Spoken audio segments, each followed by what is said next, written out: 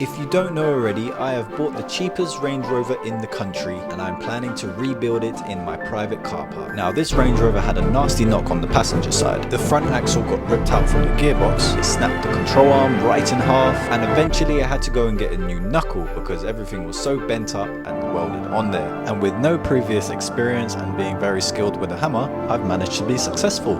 The Range Rover is now drivable, but it's not quite there yet. Welcome back to another episode. Let's make this car look less sorry for itself. We need new headlights. I was thinking maybe I should rebend this out and try and get it shaped. Yeah, I'm thinking about that. We need a new wing and we need to pull off the front bumper just to investigate what's going on underneath it. I figured out a way how to tighten this thing. It's a really moment. This side is looking not so bad, not so sorry for itself, minus the silver wheels and the silver looking side step. Let's get this car back on the road looking less mash up. Oh yeah man, stick it in reverse. Man's a mechanic now. Hey, there we go. Hey, look at this. Hey, I love this, this is nice. From where I started with the Range Rover, not having a drive shaft, wishbone snaps, figuring out the names and the terminologies and stuff like that. I would say, you know, with the little experience that I've had over my life, I haven't done too badly. I mean, it's a nice little project. I'm going to do a few things to it. Hopefully you'll stick with this journey on this little build that I'm doing. Yes, it is a diesel. I'm not trying to do crazy amount of work to it, but I am trying to get it to look nice. It is my first Range Rover. I've always dreamed of having a Range Rover. Without further ado, let's get this underway. First and foremost, let's get this axle bolt tightened.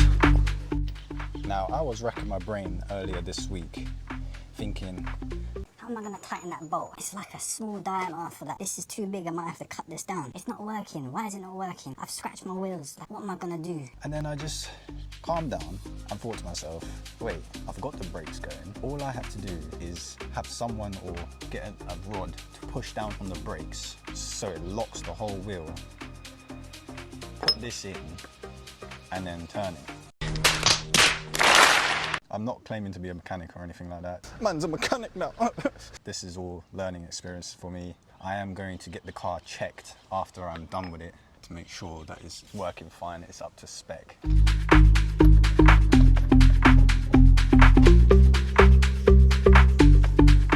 I've actually bought a 36mm socket with a thin wall edge so it can pass through, but the back of it was thick. So now all I have to do is get the brake pressed on, and then this can fit and that can be tightened. I do need a straight up anti-roll bar drop link even, so that wouldn't come up as any defects. Sorry for all the missing links in this video. Basically, I'm filming on my phone and my phone is getting hot. I'm gonna use my umbrella that I got here, set it up so the sun doesn't beat down on the phone so much. You might see a bit of a shade, but I'll try my best. So I've done it this way. Put this on a stand, put it on the road cone, 2 sandbags down, just so the cone doesn't reenact Mary Poppins and the umbrella take the cone away.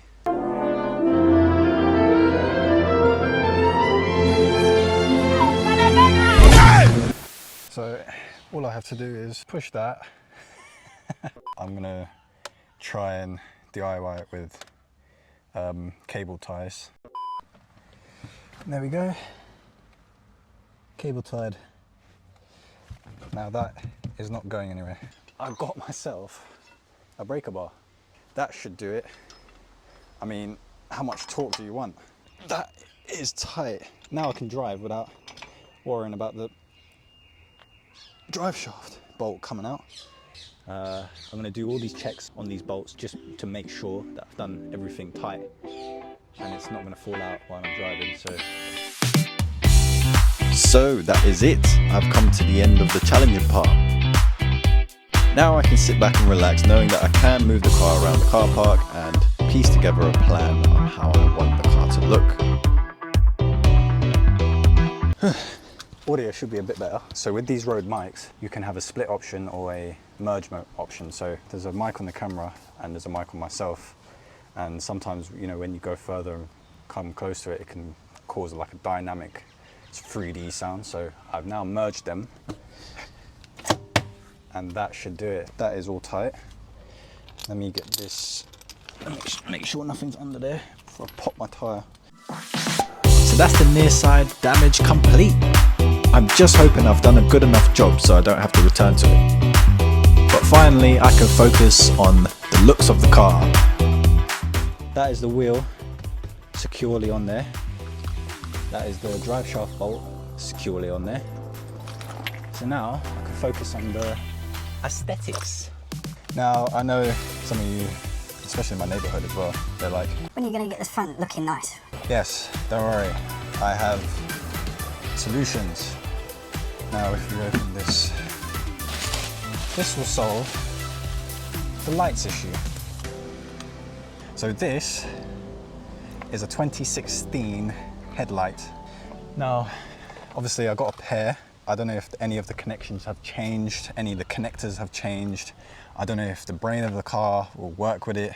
It's all about trial and error. I'll see how it goes, or what I'll do is I'll try and get them coded to the car and see if that works as well. Next thing, I've got another front wing. As you can see, the front wing is kind of broken, just a little bit. Now, the moment you've been waiting for, the bonnet.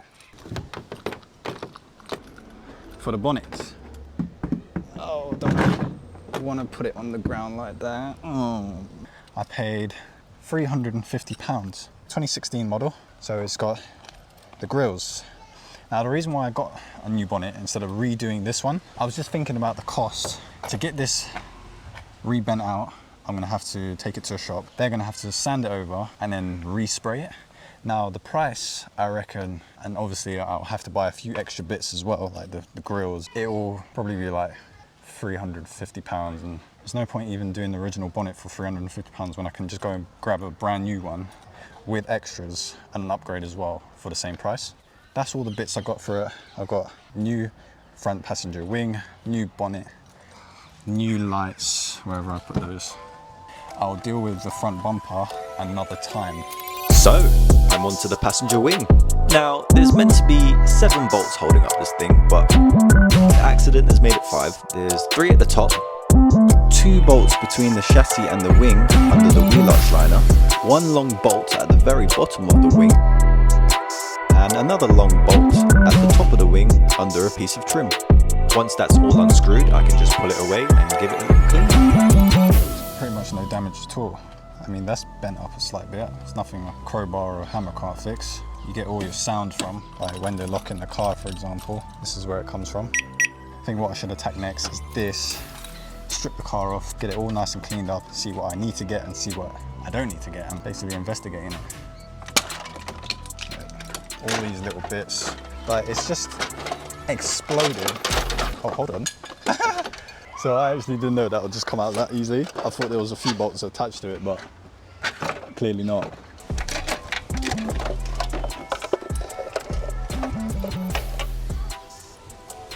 This headlight got blitzed. This is what came off the headlight. I mean, that is just not functional, is it? So now this is the connector for the headlights. I don't know how much it's going to work with the new one. What I want to do is I want to pull off the whole bumper, get this off, get everything off, and investigate properly. So yeah, still more stripping to do. When I was taking apart this bumper, I didn't understand why so many screws, metal screws, plastic screws, bolts, nuts, everything was holding this bumper onto this car. It took so long, it managed to corrupt my video. Some of the footage had to be deleted and cut out because it was a bit corrupted. But basically what I've done is, just to give you the rundown from when it cut out, I took the arch lining off and managed to get to the 2 bolts that were onto the wing, the driver's wing there. Managed to take off 3 bolts at the bottom. There was 2 clips holding it on as well. Obviously this didn't have anything. What I've done is as well, I've bent this out a little bit. This was pushed in quite a lot, so I bent this out. I've tried the headlights and the pins are different, so I'm going to speak to a specialist about that, and hopefully that can get sorted. I'm going to put the wing on this side now, and hopefully that will look more aesthetically pleasing to look at. Right. There we go. It's just broken bits everywhere. I don't even know what that's for. If I look on this side, I'm using this side as a reference. That's for the wing. It's the wing bracket. Okay, so there should be a bag full of brackets and stuff. That is exactly what I need. All this I need to tap back in, protect all the wiring here. Yeah, you can see the clip has been broken there. Nothing a zip tie can't fix. So I'll put that there, rebend that outwards, and then I'll put the wing on. All the broken bad bits have been stripped off the car, and all I have to do is add all the new parts back on. Not perfect, but it'll do the job. I was gonna look at this because this seems like a little issue. So there's 2 bolts here, and I feel like I got a new one of them in this bag here. So I'll just undo that. I'm no expert, but I'm pretty sure this is not meant to be twisted up and mangled. It's a bracket. It shouldn't be that bent. But yeah, this got pushed back quite a lot. You can see another thing that got sent to another dimension, mate. I'm just hacking away at it just to see if I can get away with just reshaping it and leaving it as that. The screws are pointing in different directions. That's how much has been up. So I'm gonna have to improvise with that. Let me open this bag. This bag is having a lot of treats that I don't need to. A lot of things that I don't even. Oh, here we go. I'm spilling everything. This, I don't know what it's for. This looks familiar. These are for the top. That's for the top. This one goes on like this. This sits up here. I'm gonna do a lot of rebending and reshaping, so this is not the final piece. Ah, there's a bolt there. If you see that, look, there we go. It's making sense. So just like figuring out that this bent bolt is not meant to be in there like that, I'm getting there slowly but surely. It's like solving a puzzle. I'm gonna sit everything in place and make sure everything lines up before tightening anything, since this is not a second-hand part. You know, with the fresh stuff, sometimes you have to do a few alterations because the mold that they created the wing in and the car could be slightly different. Can't be too sure.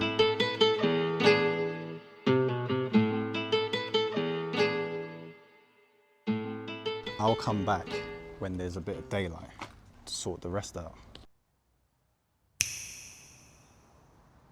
That's better. So you can see this bit here is actually not straight at all. That kind of got bent up along with this bracket as well. So I'm gonna try and hammer that straight, and I'm also gonna try and take these off, get this bracket off, and then try and straighten that as well. So yeah, you heard, the bracket has to come off. Now I don't know what this bracket is meant to look like, but I do see a few bends that are possibly meant to be 90 degrees, which are not 90 degrees. So I'm going to improvise from here. Not being in a mechanic's garage or any unit or anything like that, I don't have much equipment. So I've resorted to use a curb and a hammer and a crowbar to get my 90 degrees. It seems that it's going well. The threads were pointing in different directions, the bolts weren't straight, nothing was straight, so reshaping it and finding its correct form is a bit tricky, but it felt like I was doing alright. It would have been easier to buy a new part, but when a part looks savable, why not? Give it a go, see if you can save it. If you can, you've just saved money. It looks like it's in its correct form, so I'm just going to reapply it to the car and see how it goes. It's just a matter of going in reverse. I applied bracket 1 first because that was the last thing I took off. I did put the wing in my way, so I'm just going to take it off so I can work easier. Then apply bracket 2 because that was the second last thing that I took off. My plan of action is to take the wing off, check if all the threads and all the bends are in its correct form, see if it looks alright, put the wing back on. If it doesn't look right, take the wing off again, readjust it, rebend it, do all the adjustments, put the wing back on, look at the panel gaps. If it's not correct, take it back off again, Just repeat the process over and over again until you get the result that you were looking for.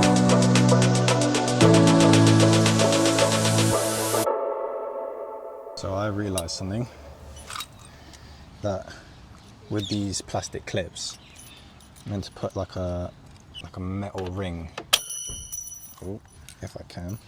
All these little bits and bobs that the kit came in, these I don't think I need. Those ones, I'll use them for spare things actually. So like for example, I needed a new 10mm bolt for that, and these are 10mm, so I could probably screw that in. And there we go. If you look at the old one, I pulled off the bracket off the old one. You can just see in there the metal ring sitting inside of it, keeping it shaped. So I've got to put one in there, one in there, one in there. I also noticed all these as well. I had to put metal rings in there, metal washers in there. I'm trying to get the panel gap right because obviously it got pushed in, but I don't think it's doing too badly. I've got to push the bottom in and just a slight bit, but it's nice and bendable, so it's nice and easy. Once I get the bolts in place, get it all tightened up, and then I can readjust it and stuff like that. But I mean, it's coming together nice and easily. Once I get this all fitted and tightened up, this will be the second successful part that I've fitted. The progress is not so bad. I should have put these chimney lug nuts before adding the wing to the frame. These are basically a threading for the bolts so it can tighten everything. But if I unscrew one bolt at the top of the wing, that should be fine. I can just slide them on there with a bit of difficulty, but I'll end up with the same result. All I have to do is just bolt the wing to the bracket, then I can move on to the next challenge, or so I hope to. Now I've tried my best with this, so the parts that the bolts are onto, they are quite bendable. I mean, for example, I can now push this down because you can see that this doesn't meet up at all. So if I try and push that downwards, probably have to tighten a few more screws since they're moving quite a little bit. I'm gonna pull that forward and tighten it in that spot so that opens up a bit more. My reference is this side. You can see on this side that it doesn't really match up that well. You can see this is slightly lower, that's slightly higher. I think this is my OCD kicking in. Obviously, this panel gap is slightly thinner at the bottom, slightly wider at the top. Just a tiny bit. You can't see it on camera, but that is my reference. So if you look at that, you can see the panel gap is a lot thinner. It doesn't trigger me that much. It does. Actually, to be fair, it does. It kind of triggers me. The door clearance is there. You can open and close the door without it rubbing or touching.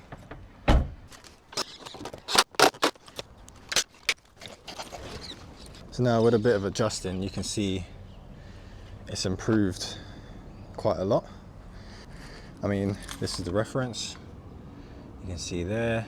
This is the adjustment. So I think that is almost, I think that's just about there, if not identical to the other side. But yeah, my focus is to take off the bonnet. Onto the bonnet, I'm loosening up the bolts, but not unscrewing them all the way so it doesn't fall on top of my head. Then undoing the clips on the struts. I'll follow that on the other side. Undoing the insulation pad so I can get to the screen washer pipe and jets, because I'll need them later. So with the 2016 bonnet, it is slightly different. The screen washer jets have power connectors onto them, whereas the 2012 version doesn't. It's a bit odd. Off comes the old, on goes the new. Then I'll just do everything in reverse.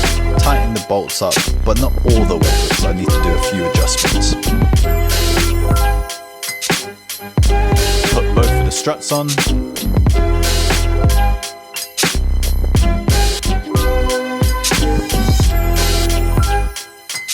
The screen washer jets on the 2012 are broken, and the pipe on the 2016 one is also broken. So I'm just going to mix and match both of them and create one whole piece out of them.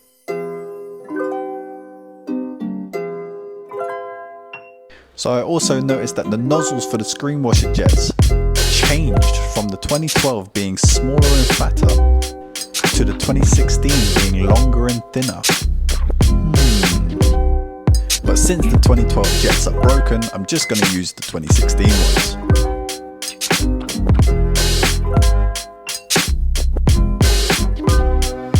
And with the bonnet on there, that's another challenge complete.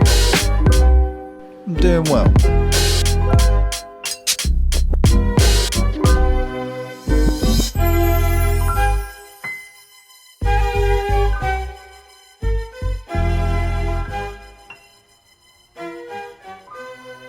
So I don't think I've done too badly with that alignment. I kind of followed where it used to go.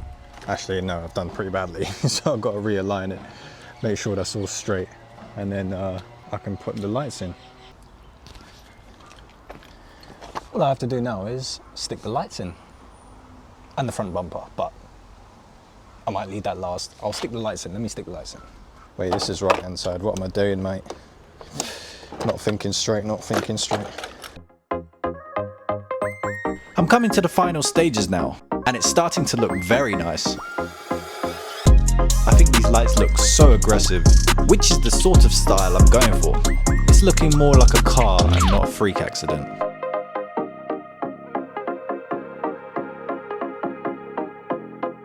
Right, so earlier I managed to sort out the panel gap. So you can see the panel gap there. Look at the other side, it's roughly the same. So I think I've sorted that out. I mean, look at that. It just needs a front bumper. It's looking sweet. The car is looking great. So I'll end the video here. Please like and subscribe. What was that? Comment down below what you thought. Everything is a learning curve, so I am getting used to this.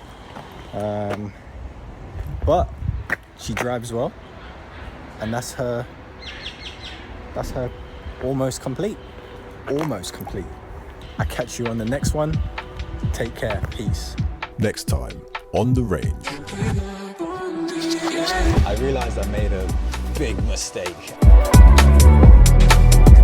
I am in the rain and I am a bit soggy.